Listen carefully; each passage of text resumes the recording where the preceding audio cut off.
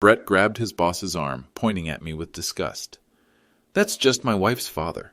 Some worthless grease monkey who owns a failing auto shop.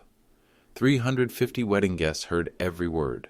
I stood there in my Carhartt jacket, watching my daughter's new husband destroy me in front of Goldman Sachs executives. The Four Seasons Denver ballroom went quiet. Crystal chandeliers caught the light above us. Brett's $3,200 Armani tuxedo gleamed as he gestured dismissively in my direction. I smiled. Brett had no idea who he was really talking about. He didn't know that the worthless grease monkey he just humiliated owned Miller Aerospace Systems, $2.1 billion, the same company that employed him. Little did Brett know, his career was about to take a very different trajectory. The insults started 6 months ago when Jessica announced her engagement. "Dad, Brett thinks it might be better if you kept a low profile during wedding planning," she said over dinner at their downtown apartment. "You know, let him handle the business side of things." Brett emerged from the kitchen, straightening his tie. "Frank, no offense, but this is going to be a high-class affair. Lots of important people from the financial district. We want everything to look professional. Professional. That was his code word for not like you. I watched him pour wine into crystal glasses that cost more than most people's monthly rent. Brett worked as an investment banking associate at Goldman Sachs, pulling down $185,000 base salary plus bonuses. He drove a leased 2024 BMW M5 with $1,240 monthly payments. To him, I was the embarrassing blue-collar father-in-law who drove a 2018 Ford F-150 with 127,000 miles and a toolbox in the bed. "Whatever makes Jessica happy," I said. Over the next months, Brett systematically excluded me from every major decision. Venue selection? Too complex for someone without business experience. Catering choices? These vendors require sophisticated negotiations. Guest list? We need to be strategic about networking opportunities. Jessica tried to smooth things over. "Dad, Brett just wants everything perfect. You understand?" I understood perfectly. Brett was ashamed of me. What he didn't understand was the $50,000 check I'd quietly written to cover cost overruns, the $23,500 premium bar service, my money. The $18,500 upgraded floral arrangements, white orchids and roses throughout the ballroom, also mine. The $12,000 photography package that would capture every moment of his humiliation, paid for by the man he called worthless. Brett never asked where the extra money came from. He assumed his Goldman Sachs salary covered everything. The week before the wedding, things escalated. Brett cornered me outside Jessica's apartment. "Look, Frank, I need you to understand something. This wedding has people from very high levels of finance, partners, VPs, people who matter in my industry. I can't have them thinking I come from, well, your level, my level. You know what I mean, the whole blue-collar thing. It's not the image I'm building." I nodded slowly. "What image are you building, Brett?" "Success, sophistication, class." He adjusted his $15,000 Rolex Submariner. "Things you wouldn't understand." That night I sat in my modest office at Miller Aerospace Systems.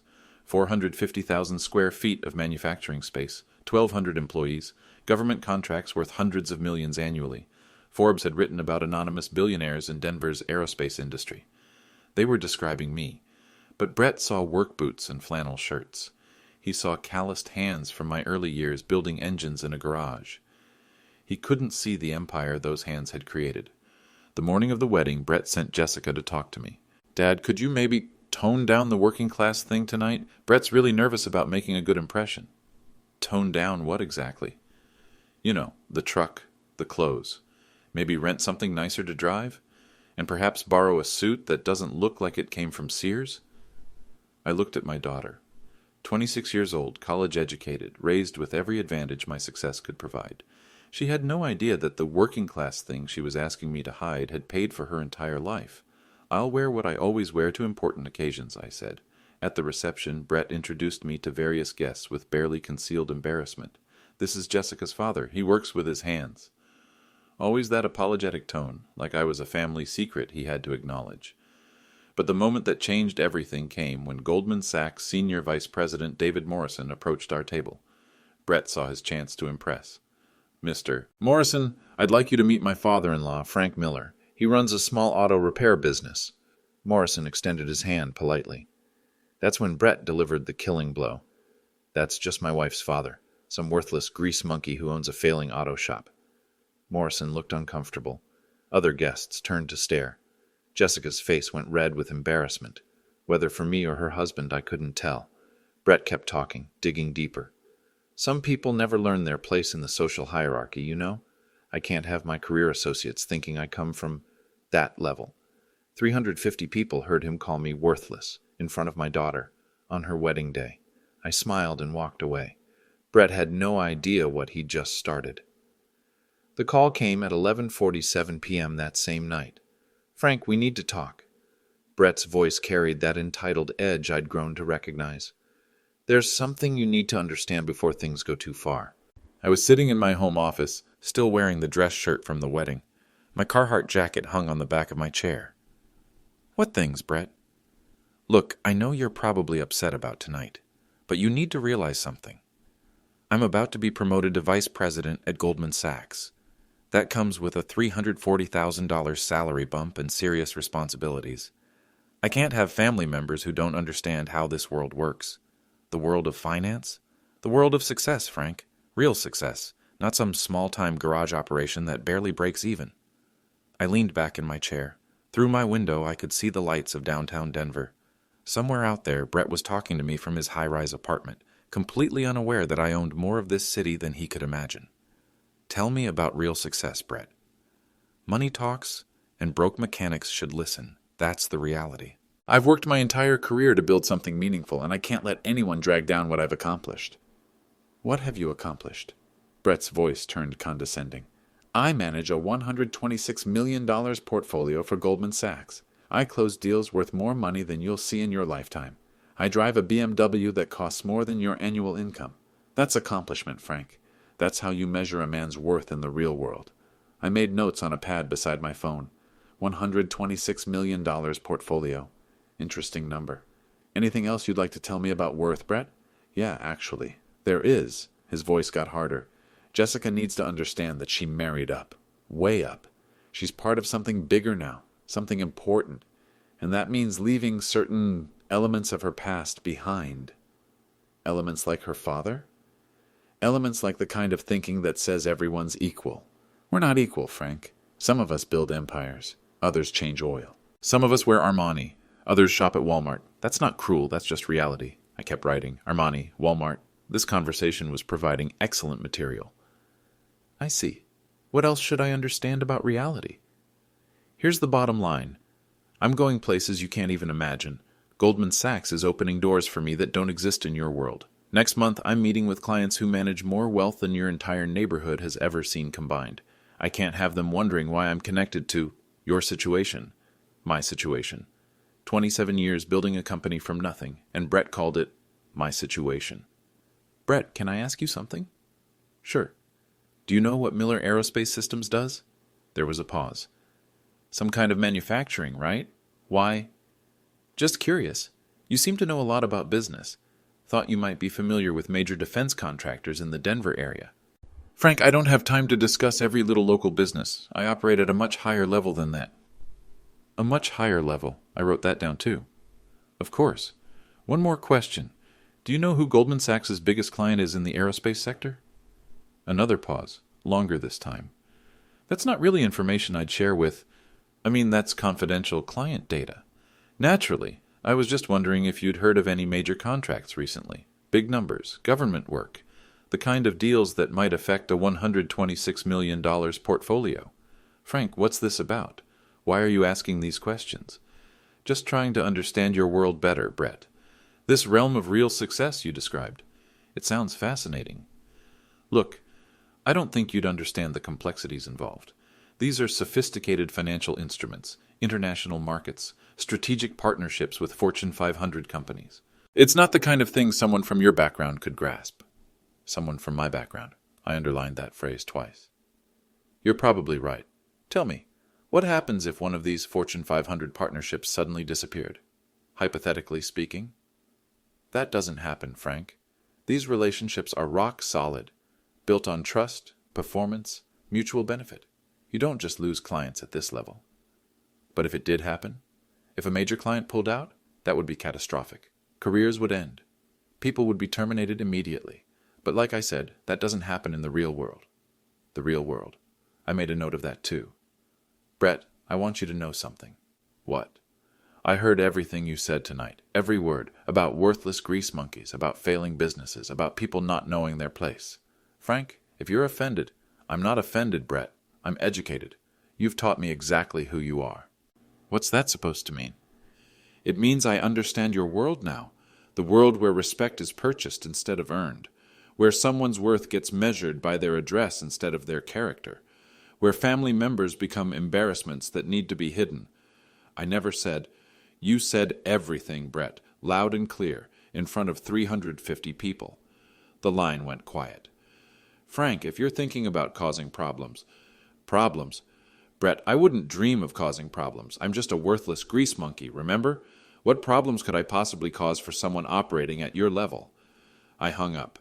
The next morning I made 3 phone calls. The first was to my lawyer. The second was to Patricia Davis, my CFO. The third was to Goldman Sachs. Brett had no idea what was about to happen to his carefully constructed world. I didn't sleep that night. Not because I was angry. Anger is temporary, and what Brett had done required a permanent solution. I lay awake because I was planning. For 27 years, I'd built Miller Aerospace Systems in the shadows. Started in a garage with $15,000 borrowed against my truck. Worked 18-hour days designing aircraft components that would later win contracts with Boeing, Lockheed Martin, and the Department of Defense. By 2008, we'd landed our first major government contract worth $12 million. By 2019, when I took the company private, we were generating $950 million annually. The decision to remain anonymous had been strategic. I owned companies that owned companies that owned Miller Aerospace. Shell corporations, holding groups, legal structures so complex that even my own employees didn't know their ultimate boss. Forbes had written about me, Denver's anonymous aerospace pioneer, but they'd never identified me by name. I preferred it that way, power without publicity, influence without ego. But Brett had forced my hand. At 6:15 a.m., I called Patricia Davis. She'd been my CFO for 15 years, the only executive who knew my true identity. Smart, discreet, completely trustworthy. Patricia, I need you to prepare something for me. What kind of something? A presentation? Full corporate structure, ownership documents, financial statements, everything. Frank, what's going on? I told her about the wedding, about Brett's insults, about the phone call. My God, he has no idea. None. He thinks I change oil for a living. What are you planning? Justice. Brett believes respect is something you buy with money and titles. I'm going to teach him that respect is something you earn through character. Patricia was quiet for a moment. Frank, you could destroy him completely. One phone call to Goldman Sachs about their employees' behavior toward their biggest client. I don't want to destroy him, Patricia. I want to educate him. But that wasn't entirely true. Part of me, the part that had watched my daughter's face turn red with embarrassment, the part that had heard 350 wedding guests witness my humiliation, wanted Brett to understand exactly what he'd done, and exactly who he'd done it to. At 7:30 a.m., I drove to Miller Aerospace. The manufacturing floor was already humming with activity. 1,200 employees building components for aircraft that would defend our country. Men and women who respected hard work, who understood that success comes from dedication, not from talking down to people who built the very foundation you're standing on. I walked through the facility wearing the same work boots Brett had mocked, past the precision machinery that manufactured parts for F-35 jets, past the quality control stations where every component got tested to tolerances measured in thousandths of an inch, past the shipping dock where trucks loaded products bound for air bases around the world. This was my empire, built with these hands, grown through relationships based on reliability, not arrogance. At 9 a.m., I placed the call to Goldman Sachs. David Morrison's office, this is Jennifer. Jennifer, this is Frank Miller from Miller Aerospace Systems. I need to speak with Mr. Morrison about our account. One moment, please. Morrison came on the line immediately. Senior VPs always take calls from billion-dollar clients. Frank, good to hear from you. How can I help? David, we met briefly last night at my daughter's wedding reception. Of course. Congratulations on Jessica's marriage. Beautiful ceremony. Thank you. David, I'm calling about Brett Anderson. Brett, he's one of our associates. Bright young man, handles several accounts in our aerospace division. Including mine? Actually, yes. Brett manages the Miller Aerospace relationship. Why? David, I need you to listen very carefully to what I'm about to tell you. I recounted the wedding incident, Brett's exact words, the phone call afterward. Morrison's responses went from professional concern to shocked silence to barely controlled outrage. Frank, I am so sorry. This is completely unacceptable. Brett will be terminated immediately. David, wait, I have a different idea. I explained my plan. Morrison listened, asked clarifying questions, and finally agreed. By the end of our conversation, we both understood exactly what was going to happen to Brett Anderson's career. At 10:15 a.m., Patricia arrived with the documents I'd requested. Articles of incorporation from 1994. Corporate structure charts showing the maze of holdings that led to Miller Aerospace. Financial statements proving $2.1 billion in assets. Government contracts dating back 15 years. Everything you need to prove who you are, Patricia said. No. Everything I need to prove who he isn't. At 11 a.m., I made one final call to Jessica. Dad, I'm so sorry about last night. Brett feels terrible. Does he? He said he might have come across wrong. The stress of the wedding, all those important people there. Jessica, your husband called me worthless, in front of our family and friends, on your wedding day. I know, Dad, but you have to understand his world, the pressure he's under. I understand his world perfectly now, and I'm about to show him mine. The first move happened at 2:17 p.m. that Tuesday. Brett was sitting in his Goldman Sachs office, probably still congratulating himself on his wedding performance, when his computer pinged with an internal message. Urgent. Client portfolio adjustment.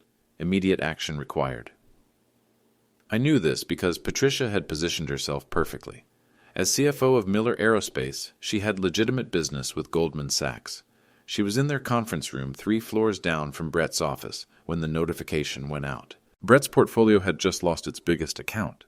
Miller Aerospace Systems had requested reassignment to senior management, effective immediately. No explanation, no warning, just a clean transfer that stripped Brett of his most valuable client relationship.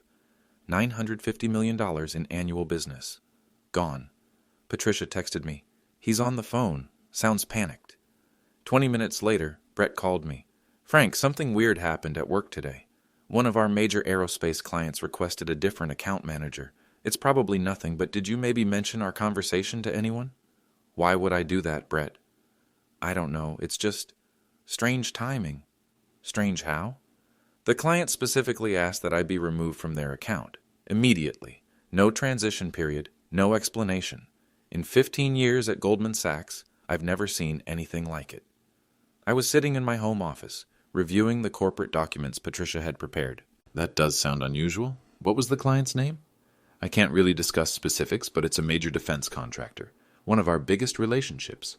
How big? Brett's voice got quiet. Big enough that losing it could affect my promotion. Frank, are you sure you didn't mention our conversation to anyone? Anyone at all? Brett, I'm a grease monkey who owns a failing auto shop, remember? Who would I possibly know in the defense contracting industry? Silence. Right, of course. It's probably just a coincidence. Probably. But Brett's day was just getting started.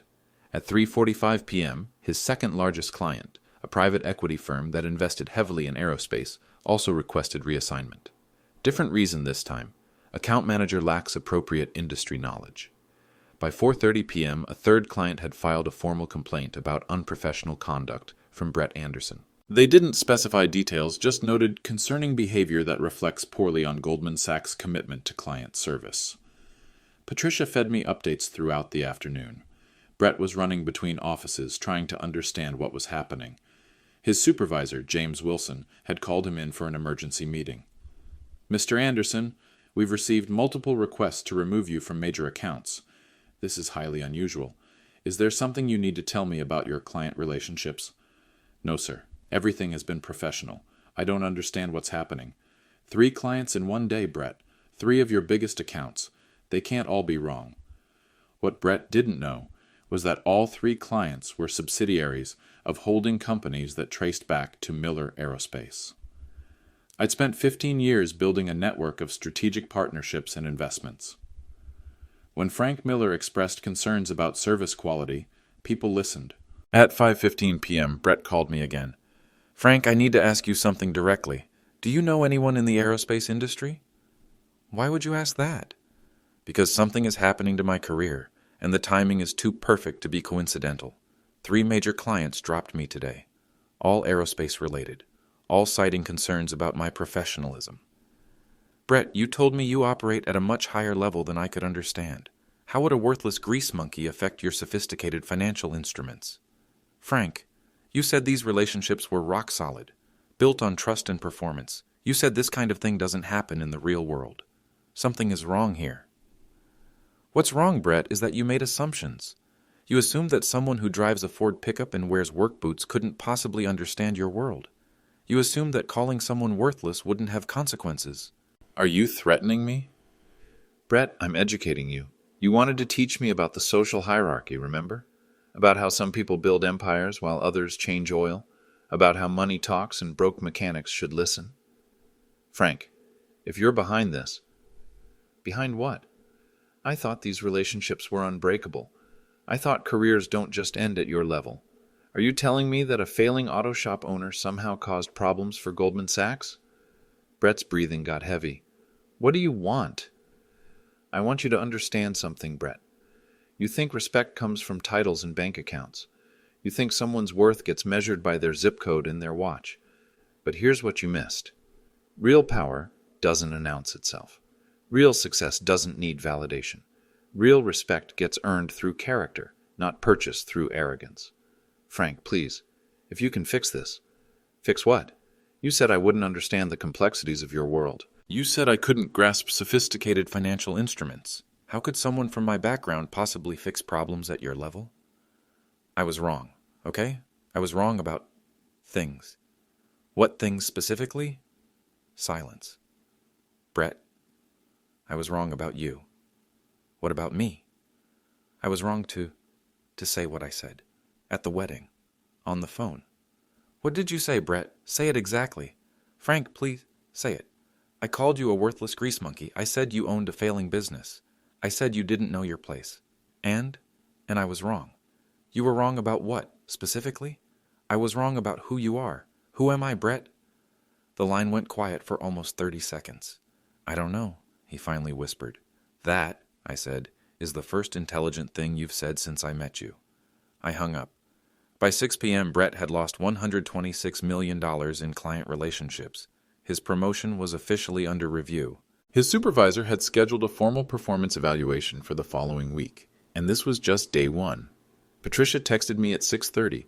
"He's still in the office. Looks like he's been crying."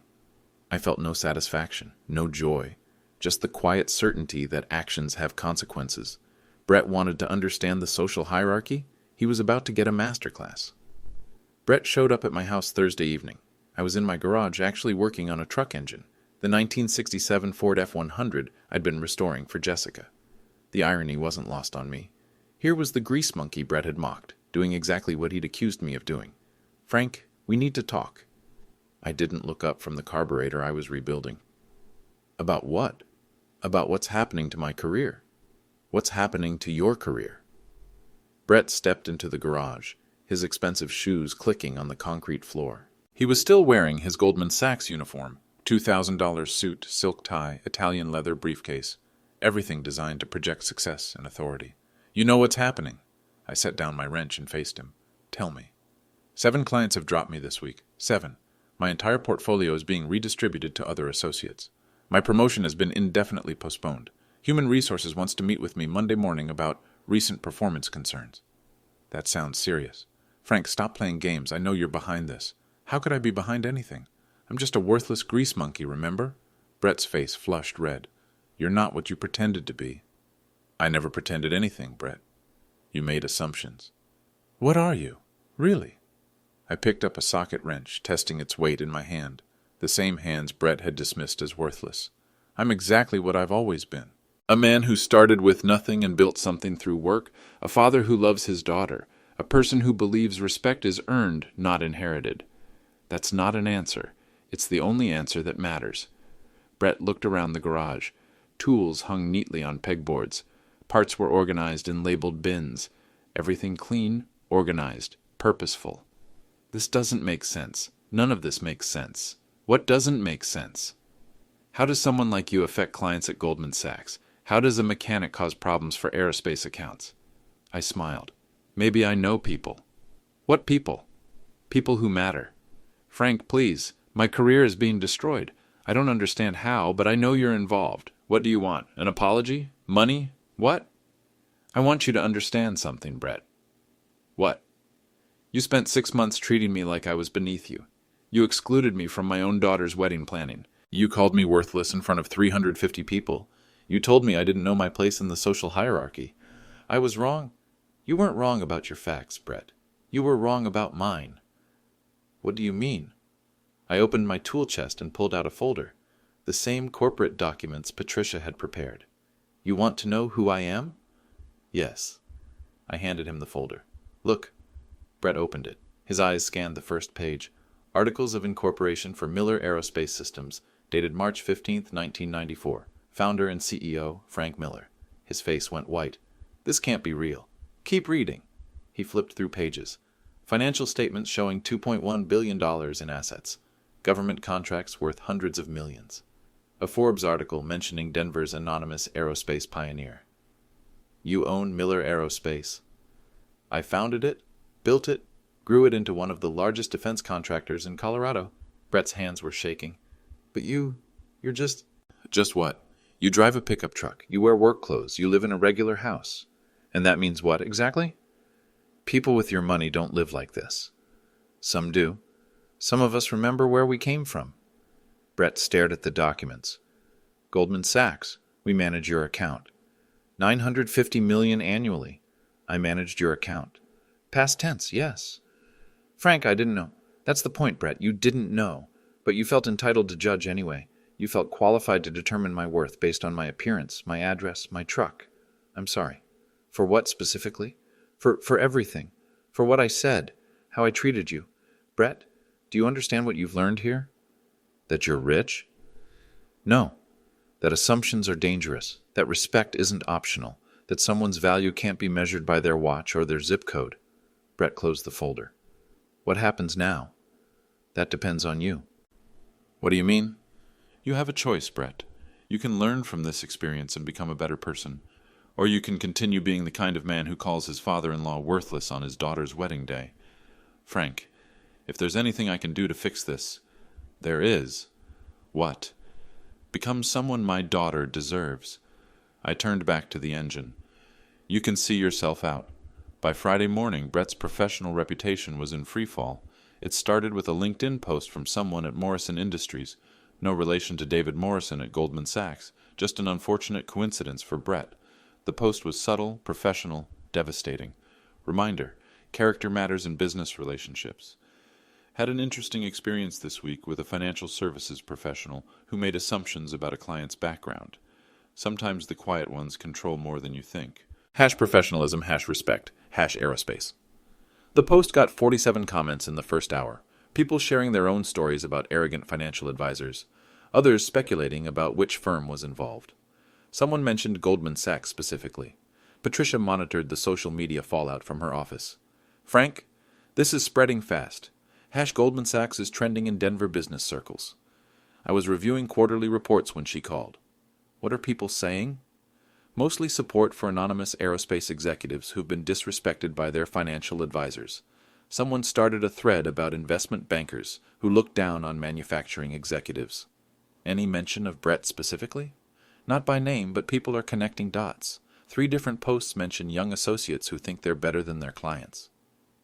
By noon, the Denver Business Journal had picked up the story. Not the personal details, professional journalism protects privacy, but the broader narrative. Sources confirm that a major aerospace client recently terminated their relationship with Goldman Sachs over concerns about unprofessional conduct from an associate-level employee. The unnamed client, described as a significant player in Colorado's defense contracting sector, reportedly felt disrespected during a social interaction with the financial advisor. Brett called me at 12:47 p.m. Frank, there are articles about this online. About what? About what happened between us. The Business Journal, 3 different blogs, LinkedIn is exploding with comments. What are they saying? They're not using names, but everyone knows it's about Goldman Sachs.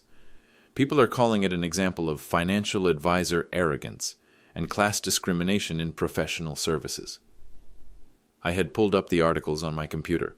The comments sections were particularly illuminating. Business executives sharing their own experiences with condescending financial advisors. Manufacturing leaders expressing solidarity with the anonymous aerospace client. Brett, what does this mean for your career? It means I'm toxic. No one wants to be associated with the Goldman Sachs associate who insulted a major client. My supervisor pulled me into his office this morning. Human Resources is conducting a full investigation. What kind of investigation? They want to interview wedding guests, people who witnessed what happened. They're treating this like a formal complaint case. Is it? Frank, did you file a complaint? I made a phone call expressing concerns about service quality. Is that a complaint? You know what I mean. Brett, I'm trying to understand how a conversation about professionalism became an investigation. Can you explain that to me? Because Goldman Sachs can't afford to lose billion-dollar clients over associate-level mistakes. Billion-dollar clients. He was finally starting to understand the math. How much is your mistake worth, Brett? What do you mean? You said Goldman Sachs can't afford to lose billion-dollar clients. How much of that billion are you personally responsible for? Silence. Brett, the Miller Aerospace account generates approximately $950 million annually in managed assets and fee income. And you called the owner of that account a worthless grease monkey. Frank, in front of witnesses, at a family wedding, then doubled down with a phone call explaining how I didn't understand your world. I know what I did. Do you? Because the Denver Business Journal seems to think this is a story about class discrimination. LinkedIn thinks it's about financial advisor arrogance. Your employer thinks it's about losing their biggest aerospace client. What do you think it's about? Consequences, Brett. You wanted to teach me about the social hierarchy, about how some people matter and others don't, about how respect gets purchased instead of earned. I was wrong. You were educated. There's a difference. By 3 p.m., Goldman Sachs had issued an internal memo about maintaining professional courtesy with all clients regardless of their personal presentation or background. The memo didn't mention Brett by name, but everyone knew why it existed. By 4 p.m., 2 other aerospace companies had called Patricia asking about Miller Aerospace's experience with Goldman Sachs. Word was spreading through industry networks. By 5 p.m., Brett had been temporarily suspended pending the outcome of the HR investigation. Frank, they're destroying my career. Who's they? You, the company, the internet, everyone. Brett, can I tell you something? What? I didn't destroy your career. You did. When you decided that humiliating someone at their daughter's wedding was acceptable behavior. When you assumed that appearances determine worth. When you forgot that respect is a choice, not an entitlement. What do I do now? Learn, grow, become better. Will that fix this? That depends on what you mean by fix. Over the weekend, I assembled the complete record.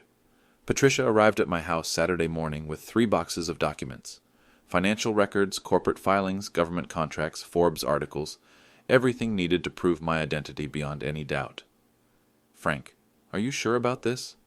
Once you go public, there's no going back to anonymity. I was sitting at my kitchen table sorting through 27 years of careful documentation.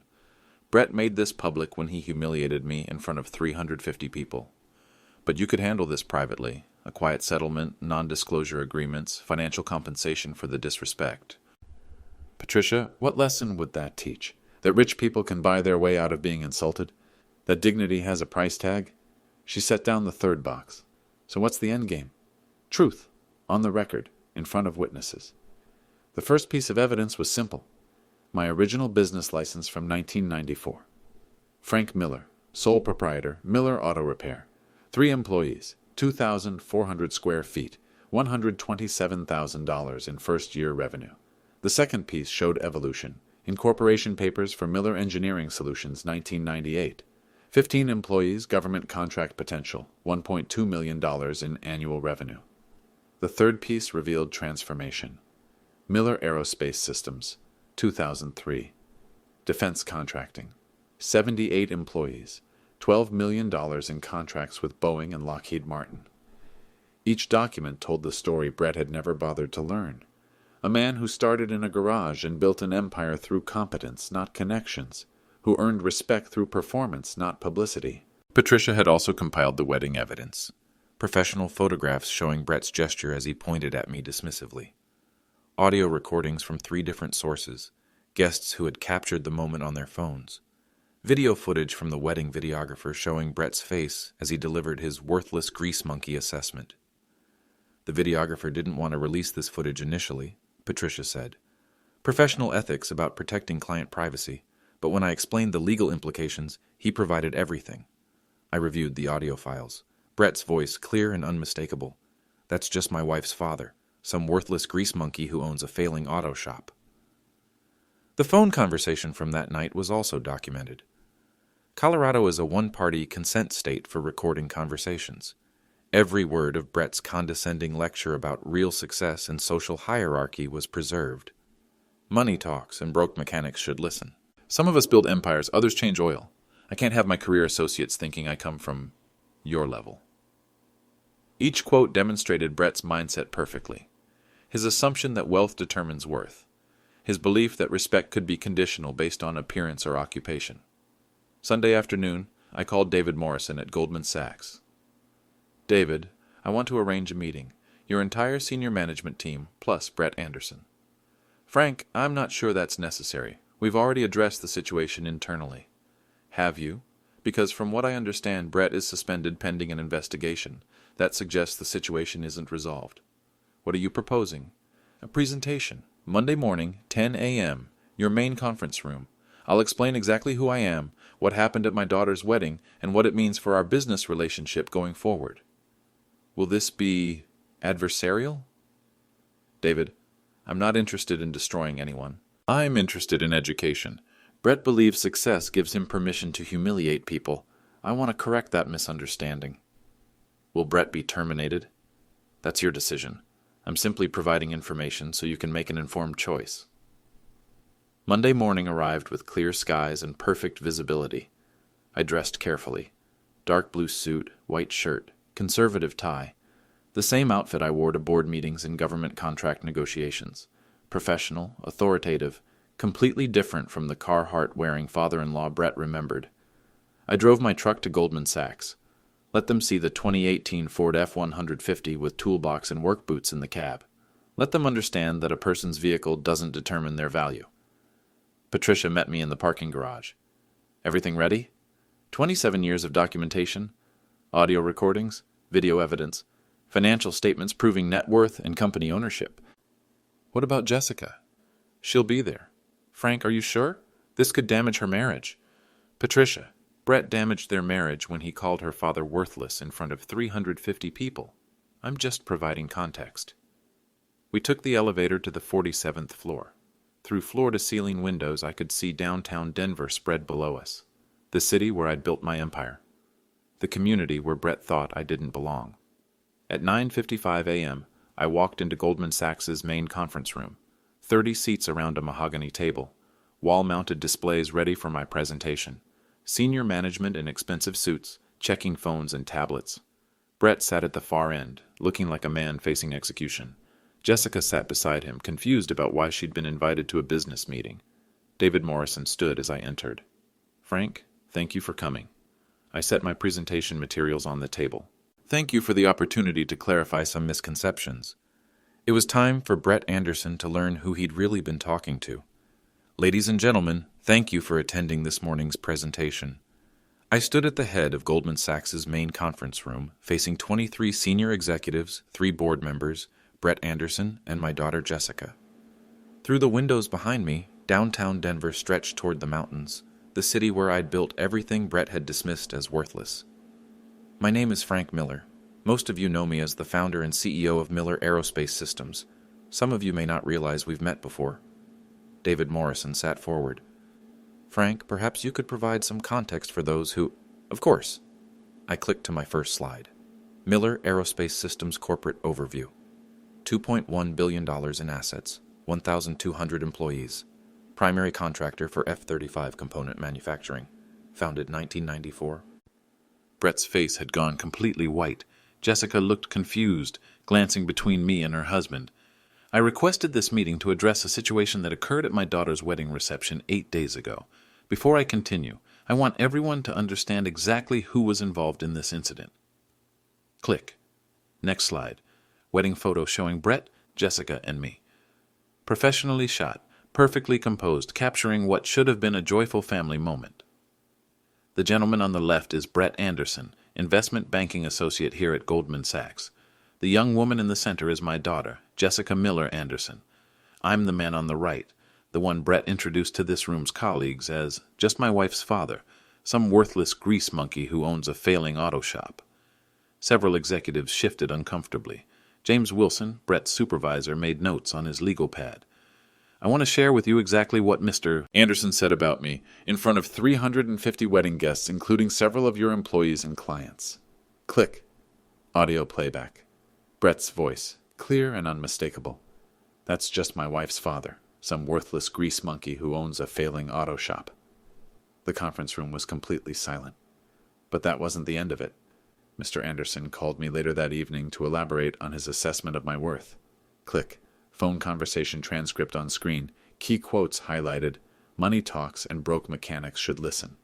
Some of us build empires, others change oil. I can't have my career associates thinking I come from your level. Jessica's mouth had fallen open. She was staring at Brett, who was studying his hands like they contained the secrets of the universe. Now, I want to provide some context for Mr. Anderson's evaluation of my professional capabilities. Click. Timeline slide. 1994, founded Miller Auto Repair with $15,000 loan. 3 employees, 2,400 square feet facility. Mr. Anderson was correct about one thing. I did start as a mechanic. I worked 18-hour days rebuilding engines in a garage, learning every aspect of mechanical engineering through practical application. Click. 1998, incorporated Miller Engineering Solutions. First aerospace contract with Boeing subsidiary, 15 employees, $1.2 million annual revenue. What Mr. Anderson didn't understand was that working with your hands teaches you how things actually function, how parts fit together, how systems succeed or fail. Click. 2003, founded Miller Aerospace Systems, defense contracting, government security clearance, $12 million in initial contracts. Brett finally looked up. His face showed the gradual realization of someone watching their worldview collapse in real time. By 2008, we'd won our first major government contract, $95 million for F-22 component manufacturing. Click. Government contract document, official seals and signatures clearly visible. By 2012, we were the primary contractor for several critical defense systems. By 2019, when I restructured the company as a private corporation, we generated $950 million annually. Click. Financial statement showing Miller Aerospace's current valuation, $2.1 billion. David, this brings us to an interesting coincidence. Mr. Anderson manages Goldman Sachs' relationship with Miller Aerospace Systems, or rather, he did until Tuesday of last week. David Morrison nodded slowly. Frank, when you called about service concerns, I called because your associate had demonstrated a fundamental misunderstanding of professional courtesy. Mr. Anderson had shown me that he evaluates people based on their appearance rather than their character, that he believes respect is optional for people he considers beneath his social level. I turned toward Brett. Mr. Anderson, you told me that real success means understanding the social hierarchy. You said some people build empires while others change oil. You wanted me to know my place.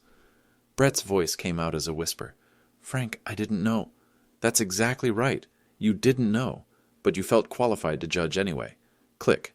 Next slide. Wedding video footage. Brett's gesture as he pointed at me dismissively. His smug expression as he explained my worthlessness to David Morrison. Mr. Anderson, you said money talks and broke mechanics should listen, so let's talk about money. Click. Financial comparison. Brett Anderson's 2024 Goldman Sachs compensation, $235,000 base plus bonuses. Frank Miller's 2024 net worth, $2.1 billion. You said you manage a $126 million portfolio. Miller Aerospace Systems generates $950 million annually through Goldman Sachs. Click. Account summary showing exact figures, account numbers redacted, but totals clearly visible. You told me you drive a BMW that costs more than my annual income. My annual income last year was $347 million.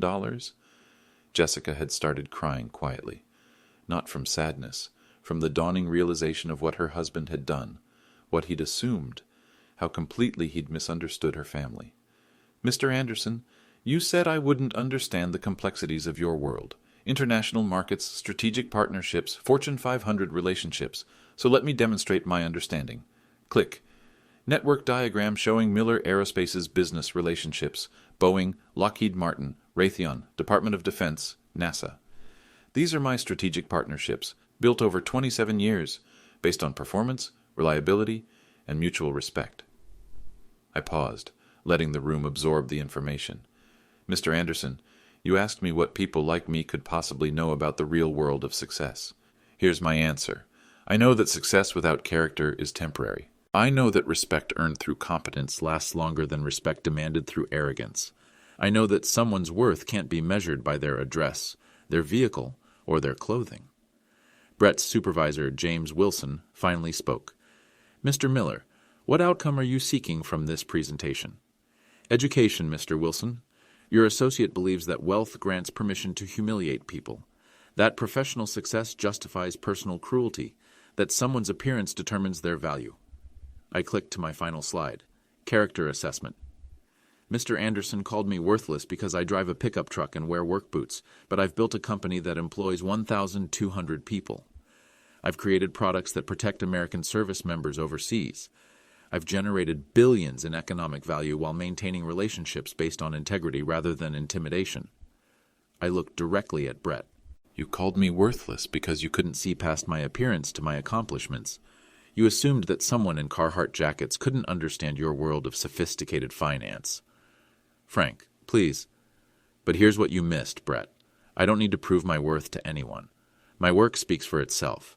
My relationships are built on mutual respect, not social climbing. My success comes from solving problems, not from looking down on people who've solved them before me." The room was absolutely silent. "David, Goldman Sachs has managed Miller Aerospace's accounts for 8 years. We've had excellent relationships with every associate and vice president except one. This isn't about terminating business relationships. It's about ensuring that respect is reciprocal. What are you proposing, Frank? Professional development. Mr. Anderson needs to understand that his client's worth can't be evaluated through appearances. That humiliating someone's father at a family wedding isn't acceptable professional conduct. That character matters more than clothing." I began packing my presentation materials. "The choice is yours, David. Goldman Sachs can decide whether Mr. Anderson's behavior reflects your institutional values." Jessica finally spoke. "Dad, I had no idea." "Jessica, your husband showed you exactly who he is, at your wedding in front of our family and friends. The question now is whether that's the man you want to build a life with." Brett stood up suddenly. "Frank, what can I do? How do I fix this?" I looked at him for a long moment. "Brett, you can't fix this. You can only learn from it." I walked toward the door, then turned back. "Oh, and Brett, you were right about one thing. Money does talk, but character speaks louder." 3 weeks later, Jessica called. "Dad, I'm staying at Mom's for a while." I was in my home office reviewing quarterly reports from Miller Aerospace. Business was good, government contracts renewed, employee morale strong. The company built on respect was thriving. "How are you doing?" "Confused, angry, embarrassed." She paused. Proud of you, for standing up for yourself, for not letting him get away with treating you like that." Brett had been terminated from Goldman Sachs the day after my presentation. Violation of professional conduct standards was the official reason. Unofficially, everyone understood. You don't humiliate billion-dollar clients and keep your job. "What about your marriage?" "I don't know yet. Brett's been going to counseling, says he wants to change, understand what he did wrong." "Do you believe him?" "I want to. But Dad, the things he said about you, about our family, I can't unhear them." The doorbell rang. Through my window, I could see a familiar BMW in my driveway. "Jessica, I have to go. Someone's here." Brett stood on my front porch, holding a manila envelope. He looked different, smaller somehow. The arrogance had been replaced by something that might have been humility. "Frank, thank you for seeing me." "What do you want, Brett?" "To apologize. Properly this time." I let him inside. We sat in my living room, the regular house he'd mocked, in the neighborhood he'd dismissed. "I was wrong about everything," he said. "About you, about worth, about what matters. I let my insecurities turn me into someone I don't recognize." "What's in the envelope?" "A letter, to Jessica and to you, explaining what I've learned, which is that respect isn't earned through titles or bank accounts, that someone's value can't be measured by their appearance, that humiliating people doesn't make you superior, it makes you small. I didn't open the envelope. Brett, do you understand why I did what I did? You defended yourself. You set boundaries. You showed me consequences. I showed you truth. You spent months treating me like I was beneath you, and I let you. Until you did it publicly in front of my daughter at her wedding. I'm sorry. Sorry isn't enough, Brett, but it's a start. He stood to leave. Frank, will you ever forgive me? Brett, forgiveness isn't about you. It's about me refusing to carry your mistakes. 6 months later, Jessica filed for divorce. Brett moved back to New York, took a job with a smaller firm, started over. I returned to anonymity. The Forbes article still mentioned Denver's anonymous aerospace pioneer, but my name stayed out of the papers. Some lessons cost more than others. Brett learned that respect isn't optional. I learned that boundaries aren't suggestions. And Jessica learned that her father had always been worth more than appearances suggested. That was worth everything.